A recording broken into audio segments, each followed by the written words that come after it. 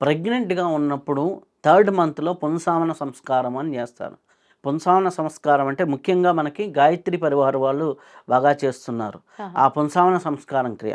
ఆ పుంసావన సంస్కారంలో ఏం చేస్తారు అంటే మనకి ఇది యజ్ఞం చేసి యజ్ఞంలో ఉన్నటువంటి ఋషులకి, హ్మ్. సప్త ఋషులకి ఆహుతులిచ్చి అంత జ్ఞానవంతుడైనటువంటి సోల్ నా గర్భంలోకి అంటే అంత ఉన్నతమైన సోల్ నా గర్భం ద్వారా జనించాలి. అప్పటికి సోల్ ఎంటర్ కాదు. ఆ! ఫిఫ్త్ మంత్స్ లోపల. అన్నప్పుడు ఆ యజ్ఞం చేసిన ప్రసాదం ఎప్పుడైతే వీళ్ళు స్వీకరిస్తారో నెగెటివ్ ఎనర్జీ ఉన్న సోలు వీళ్ళ గర్భంలోకి రాదు. ఓకే. ఆ యజ్ఞం ఏంటండి? పుంసావన సంస్కార యజ్ఞం.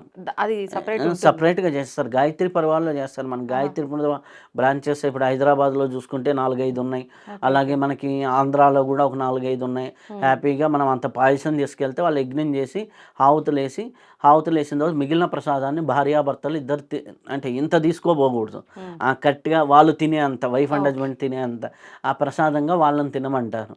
అది చేస్తే ఆటోమేటిక్‌గా పుట్టే బిడ్డ చాలా మెచ్యూరిటీతో పడతాడు. హ్మ్. అలాగే ఇది ప్రాక్టికల్‌గా నేను నా దగ్గరకొచ్చిన క్లయింట్‌ల్లో ప్రయోగం ఇప్పుడు చేశా. ఇందాక మీరు చెప్పిన అమ్మాయి ఆ సమస్యకు పరిష్కారం ఉందా మరి? చెప్తా అది. అది గూడా చెప్తా. ఆ! ఆ! ఎందుకంటే ఒక్కోటి క్లారిటీ చేసుకుంటూ వచ్చా.